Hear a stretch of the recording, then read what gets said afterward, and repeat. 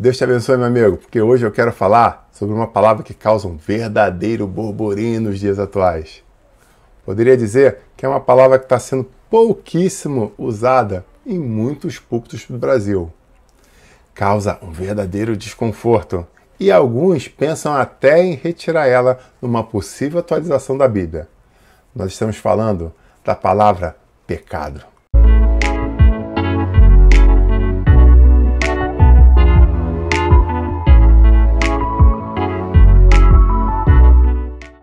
Shalom Adonai, Deus te abençoe grandemente. Nesse dia eu quero falar com você sobre a questão do que é o pecado. Quando nós vamos na definição do dicionário, nós vemos que pecado significa violação de um preceito religioso, desobediência a qualquer norma ou preceito, uma falta ou um erro, ação má, de crueldade, perversidade e o que merece ser lastimado, que traz pena ou tristeza. A pergunta é: existe alguma situação de pecado que traz um sinônimo de coisa boa? Essa é uma grande reflexão que eu deixo para você.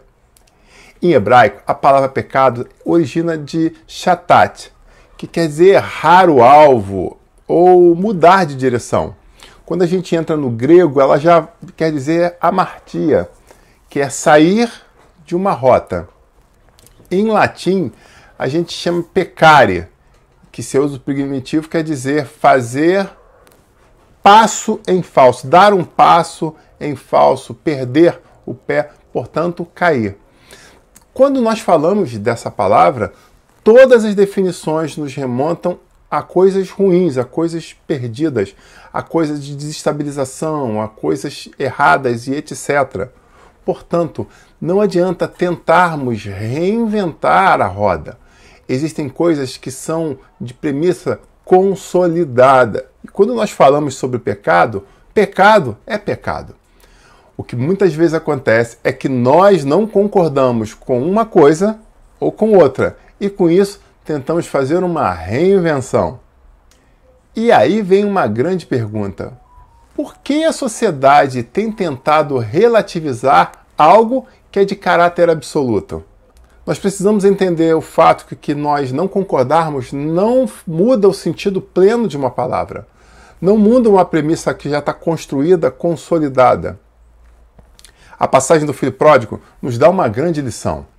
Porque aquele homem, após passar por diversas coisas, diversos momentos de dificuldade, de transtorno, ele para e faz uma introspecção. E nessa introspecção ele declara: Pai, pequei contra o céu e contra ti. Não sou mais digno de ser chamado filho. Aquele homem estava retornando à origem, porém ele retornava à origem de uma forma humilde, reconhecendo que ele havia pecado, ele havia tomado uma decisão errada, uma decisão errônea. Quando nós pararmos para pensar o que significa uma herança, nós sabemos que a herança é algo que, quando uma pessoa que é detentora de um patrimônio morre, é dividido esse patrimônio para as pessoas que fazem parte do seu inventário. Quando ele chega para o seu pai e pede a parte que lhe cabia da sua herança para curtir a vida, ele literalmente estava dizendo: Pai, a partir de hoje eu quero que você morra. Eu não considero mais você vivo. Eu quero tomar posse daquilo que é seu em vida, que eu só poderia ter direito quando você partisse. Então agora eu decido te matar, eu decido acabar com você dos meus pensamentos e sentimentos, porque eu quero o que é meu, aspas, o que será meu de direito no momento da sua morte. Então, já que você está demorando para morrer, eu quero agora. E aí ele vai e leva a vida absoluta. Você conhece bem esse texto bíblico, senão eu te convido a ler ele. É um texto extraordinário. Mas a grande questão é a seguinte: depois de dar muita trupicada na vida, depois de pecar muito, traduzindo, depois de cair muito, tropeçar muito, ele para e faz a análise. Poxa, eu estou errado. O que eu fiz com meu pai não estava certo. Então eu preciso retornar à origem. Mas para que eu retorne, eu preciso primeiramente o quê? Reconhecer algo de suma importância. Eu pequei contra ele. E não só pequei contra o meu pai, mas eu pequei contra os princípios bíblicos, eu pequei literalmente contra o Deus Todo-Poderoso, e por isso que ele chega diante do Pai declarando: eu pequei primeiramente contra o céu e também pequei contra ti.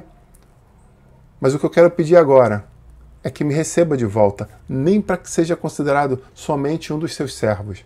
Eu só quero estar aqui, perto de você, até os seus últimos dias.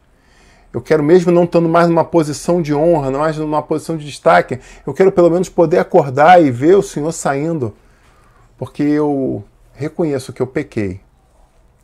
Sabe, o texto é lindo, a história é maravilhosa e mostra como o nosso Deus é um Deus compassivo, porque ele, através dessa parábola, mostra que o pai que verdadeiramente ama esperava todos os dias pelo retorno do filho e agora estava podendo tê-lo de volta nos seus braços.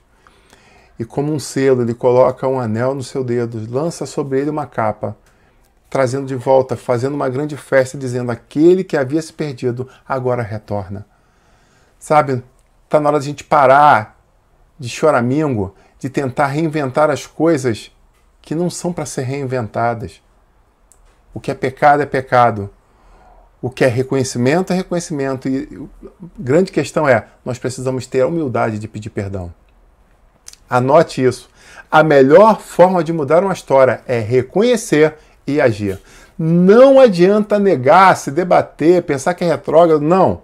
A Bíblia nos ensina o que é certo e o que é errado. O que é bênção e o que é maldição. O que é pecado e o que é certo, puro e direito. O meu convite a você, nesse dia, é reconhecer, ser humilde e buscar no Deus Todo-Poderoso o recomeço da sua história. Nós precisamos entender, de uma vez por todas, que o mundo não gira ao nosso redor. E, consequentemente, precisamos tomar as decisões acertadas para que possamos herdar o reino dos céus. Não adianta tentar pensar que reescrever a Bíblia vai fazer que os preceitos delas realmente mudem. Nós precisamos acreditar que o Deus Todo-Poderoso inspirou esses homens para que pudessem escrever essa palavra, para que fosse um canal, fosse uma ponte para nos levar à vida eterna ao lado de Cristo Jesus, o nosso Senhor e nosso Salvador. Pare de tentar se envolver com a sociedade atual, tentando ser amigo da sociedade atual, tentando refazer alguns preceitos que estão muito bem consolidados. O que é pecado, o que é santo. Não tente reinventar, não tente reacertar o que já está certo. O que eu convido a você é tomar as decisões corretas para que você possa andar num caminho de bênção, prosperidade e de paz. É o que eu declaro sobre a tua vida. Tome as decisões corretas em nome de Jesus. Deus te abençoe grandemente. Shalom Adonai.